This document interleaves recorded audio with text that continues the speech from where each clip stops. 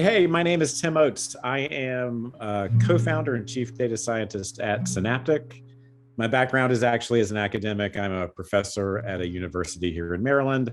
So I do a lot of research in machine learning and artificial intelligence, but I do a lot of consulting. So I try and understand how to apply techniques from AI and ML to solve business problems. And to my mind, one of the most important things that you do in that process is to do model selection and to train models. And so what I'd like to do for the next few minutes is talk about what those two things are. What are they? Why are they important? Why does it matter that you need to pay attention to those elements? And both model selection and training are part of the AIQ process that we've developed at Synaptiq. It's a framework for helping to understand where your organization is relative to being able to execute machine learning or AI projects. And so this is one of those pillars of AIQ. So first of all, what is a model? In machine learning, the term model refers to a thing that is learned from data. So if you've got a bunch of data, for example, you've got images of a product that you're producing, and you want to be able to automatically identify whether there are defects in that. So things are coming off of a production line, you snap an image of it. Is there something wrong that needs to be fixed? So typically the input to the model is going to be an image, and the output is going to be a decision of some kind, right? What's the probability that there's a defect in the product? Or where is the defect? Or what kind of defect is it? All those things can be produced. So the model is the thing that takes in the data that you use for training, which we'll talk about in just a second, and that you use to make predictions in real time. So at the end of the process, you've got a model that you then feed images live from your production line, and it will tell you if you've got problems in the products that you're producing. Model training then is typically, in most settings, and we'll sort of stick with this setting today, is supervised learning, where in the example that we just talked about, you would say, okay, here's a bunch of images of products rolling off the production line, and I've got a human expert who goes, no defect, no defect, defect, right? So a human expert is saying, here's what the machine should be saying for each of those inputs. And so I get an image of a product and I get the true thing, right? We call that the class label, or the label for that particular data instance.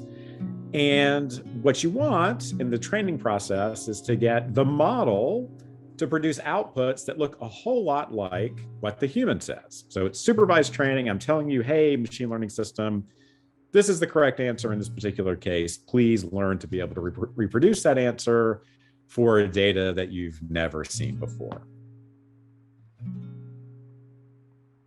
What is model selection? So I've actually got this slide here that I'd like to sort of talk through to nail these concepts down a little bit more. As you can see on the left-hand side, we have these things that we're calling instances. That constitutes the training data that you're going to give to the system. The instances could be pictures of products. They could be historical data about customers that are visiting your site. They could be genomic data that's been gathered from patients. But given that training data, which is what you want the system to learn about, you have to pick the kind of model that you would like to use. And so, unsurprisingly, machine learning's been around for a long time. I went back to grad school back in 2001 and was studying machine learning, and it was kind of young at that time, but not that young. There were, several international conferences on machine learning that had already happened by the time I got into graduate school. So there are different classes of models. One that you're probably familiar with or you've heard a lot about is neural networks or deep neural networks. There are other kinds of models. There are decision trees, which is the kind of thing that I used to work with when I was in graduate school. There are other models that have a bit more of a statistical grounding, like logistic regression. And there's a very interesting set of theorems in machine learning, which again were being published sort of back in the early 90s, I guess, that we're talking about. They're called no free lunch theorems. The theorems essentially say there is no one universally best machine learning algorithm. So the algorithm, the kind of model that you use that's going to give you the best result is going to be dependent on the problem that you're solving and the kind of data that you've got. So model selection, or that problem of saying, what kind of model class am I going to use for this particular problem, is super important. These days people try and just throw a deep neural network at everything, and that's fine. That's a really good choice these days if you've got a lot of data. But even within deep neural networks, there is this amazing variety of kinds of networks, even for specific kinds of problems. Even if you're just doing object detection and images, there are lots of different architectures out there. So the important part, once you've got the instances that you've gathered and you sort of know what problem I'm trying to solve, is to choose the kind of model that you are going to use. That can be super important if you have less data. Turns out that if you've got unlimited amounts of data, often the model selection problem is not as significant. That is, lots of different algorithms tend to work well if you've got tons and tons of data, but you're almost never in that regime. So the standard practice is to try a few different models. And I always try 2 or 3 or 4. You can look at any given problem and think, all right, I'll try a logistic regression in a random forest and a multi-layer perceptron. Supported vector machine, right? So you've got 3 or 4 things you're going to try. Invariably, just out of the gate, one will typically perform significantly better than the others for reasons that may or may not be clear. And at that point, you go, all right, let's kind of focus in that space. So model selection is a little bit of a trial and error process. The training part, though, then you get serious about it once you've found the model. So clearly, to do model selection, at least the way I'm describing it, you do some training, right? So here's some training data. I'll train my model. That means I'll give it the input values. I'll show it the target values, and I try and adjust the parameters of the model so that it mimics that input-output function more. But once you have settled on a model class, then you start to get a little bit more serious about training. So in model training, there are a couple of different things you think about. There are the parameters and the hyperparameters. So in the neural network, for example, there are real valued weights that are floating around. And the learning problem is to come up with values for those weights so that given an input, the output of the neural network is very close to the value that you would like it to produce. So the training part is typically completely automated. You don't worry about that. You just say, here's my data set, go learn that particular model.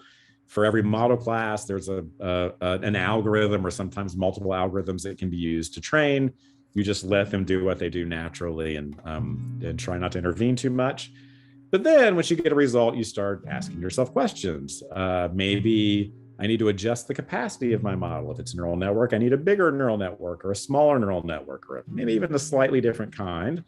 Those are questions about hyperparameters. So how big the network is, how many layers it has, how many neurons are in each of the layers.